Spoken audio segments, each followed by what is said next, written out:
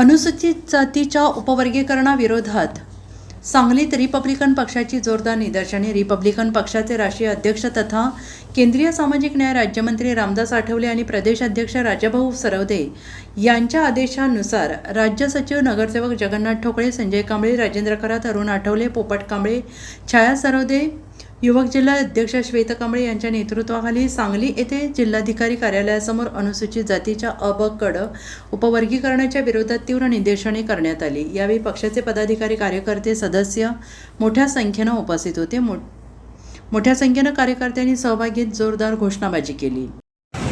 आज केंद्रीय सामाजिक न्याय राज्यमंत्री आमच्या पक्षाचे राष्ट्रीय अध्यक्ष रामदासजी आठवले साहेब यांच्या नेतृत्वाखाली पूर्ण महाराष्ट्रामध्ये आज सांगली जिल्हाधिकारी कार्यालय येथे रिपब्लिकन पक्षाच्या वतीने उपवर्गीकरणाच्या विरोधात आंदोलन निदर्शने करण्यात आलेले आहेत। या आंदोलनामध्ये आमचा एकच मागणं आहे की अ ब क ड उपवर्गीकरण करू नये, जेणेकरून एससी समाज एकत्र राहावा गुण्यागोविंदाने।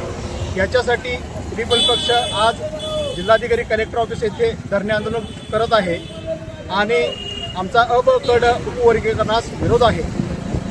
जय Bhim. Bureau report SBN Marathi Sangli.